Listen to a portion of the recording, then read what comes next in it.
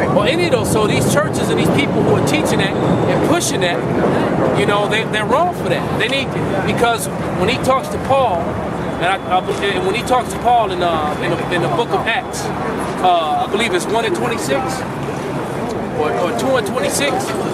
Paul speaks who the world ignorantly calls Christ, speaks to Paul in the Hebrew tongue. That's right. So he said the Lord spoke unto him in the Hebrew tongue. That's right. I believe it's, and this is it's 1 and 26, right? I believe. Acts 26 and 15. Acts 26 and 15. There we go. This is the Apocrypha. This is the 1611 version of the Bible. This was the original edition, and it was in the middle of the Apocrypha was in it, but you're not going to find the letter J except like for experimentation. You see when you look at the Messiah up in here, it says Jesus with the letter I. You'll never see a J. Matter of fact, I turned to the one. I got one spot, brother, where it's highlighted. I turn right. There you go. That's the spirit, man. So that's look, the spirit. take a look at it. You know, saying that's how they spelled his name. Jesus. And just so you know, too, this is the very Bible that all United States senators and presidents and they all swearing on the 1611. That's right. This is the one that's in the high courts in America. Right. But this is also the Bible that they pulled away and pulled out. That's right. Because it tells you about what the tribes went to, etc., etc. And so, who page is that for? That came before the King James or after? They did this with King James is 1611 version. The letter J wasn't created till 1654. So that's when. So they started putting. So they started putting. Right.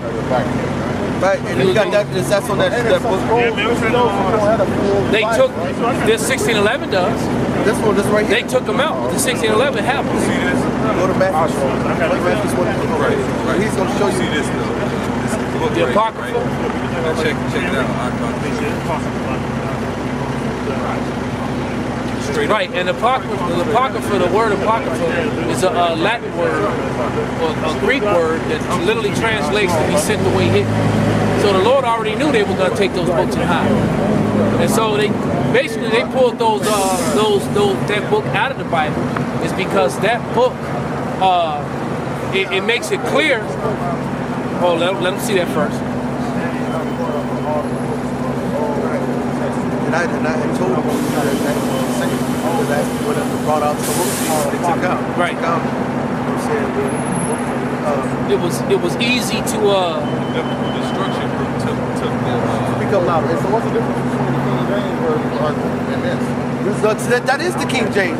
This is and what he was just about to bring out is around 1775, between 1775-ish to 1825, about 50 years, the so-called Bible Destruction Group took out the Apocrypha. And over that, first of all, they didn't take it out until 1825, but over that course of time, they started manipulating different words, started changing things around, trying to put it in false doctrine and trying to switch up the Bible. No, that was the Council of Nicaea was 300 AD and 700. They had two councils. That ain't nothing.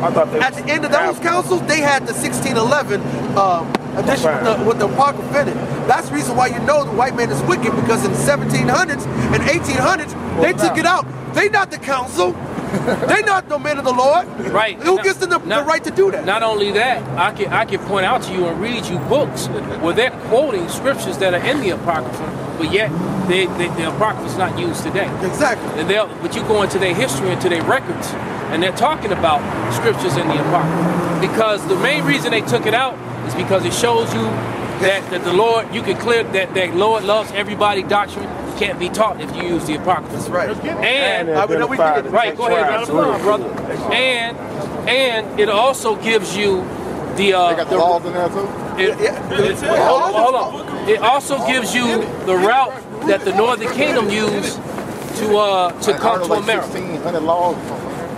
It's actually 613 minus the blood sacrifice, because Yahushua died, so that one's gone. But other than that, we're supposed to try and keep the law, statutes, and commandments to the best of our ability. That's to prove that this is part of the commandments. This Baruch 4:1. This is the book of the commandments of God, and the law that endureth forever. Right? So you keep that law. So they'll tell you when you look up Apocrypha, what was the definition of that? There's hidden things. Okay? The Holy Bible, you got a 1611. Right. Why is that book not in that book? Because this got a lot of history in it. And that's exactly what we were saying. The Bible destruction so group you took out that book this too? out. Yeah, here you go, brother. It's right here. They go to 1611. 1611. Right. It's in there, but see, we start after Matter of fact, I turned to- they ain't want it, man. Yes, They don't we want showed us it to to him, we showed it identify again. ourselves. Go ahead, pull it out, brother. We showed it to him, but a couple of times. But it takes a second to really let it digest into your There's a system. lot, man. There's a lot They of took it information. out. That's the Bible destruction group between 1775 and 1825 started manipulating the scriptures, and then by the end of 1825, they took out the Apocrypha and put it in a book called Apocrypha. This was actually the King James Bible. Right on the front of this, hold on, on the front of it, it says what? Apocrypha, authorized King James Version. What is the only book that King James authorized and did? It's the Holy Scriptures. He didn't write it, he authorized the translation of it. Yeah, but so you can understand it. What you say? What you say? He says he seriously comes. You know what she said? Oh, you gonna wash my feet anyway. Straight up. It's gonna be somebody that deserves. They're them demons, I tell you, man, they come out of nowhere, man. They always come out. Okay. So when you get this one, but it's best to get both, man. No, what you need, you want to get you would love to, you should get the 1611 edition, so it has it in there, but you also want your standalone by itself too. Just to show people, right? We have a regular King James Bible, but we also have the Apocrypha to go along with it, and we have the 1611. The 1611 is written in Old English, so it's a little bit more difficult. If you're not groomed in Right there, he gonna start at the top for you. You gonna read along with him. Hold it, brother. Go ahead, brother. Read it. Luke 4:1. This is the book of the commandments of God, and the law that endure forever. For a little while. Forever. All that keep it shall come to life, but such as leave it shall die. Right? So you got to keep this. This is in the Apocrypha. This is the law, statutes, and commandments. We read you earlier Hebrews 40:7. Psalms 40:7 and Hebrews 10:7. You came in the whole volume of the book. This was part of the original book. And if you go to Revelations, the 22nd chapter, it says, "Do not take out any book." Matter of fact, get that. It's also in Deuteronomy too. Deuteronomy 4. No, I got it right here. I'm right here now. This is. You got the Deuteronomy? Oh yeah. This is Revelations 22. You talking about Deuteronomy 4 and 23? Yeah. I'll get to Deuteronomy. This is Revelations 22:18. For I testify to every man that heareth the words of the prophecy of this book. If any man shall add unto these things, God shall add unto him the plagues that are written in this book. And if any man shall take away from the words of the book of this prophecy, God shall take away his part out of the book of life and out of the holy city and from the things which are written in this book. So they should never took the Apocrypha out of that book. And that's not only in the New Testament, it's in the Old Testament as well. Deuteronomy 4:2.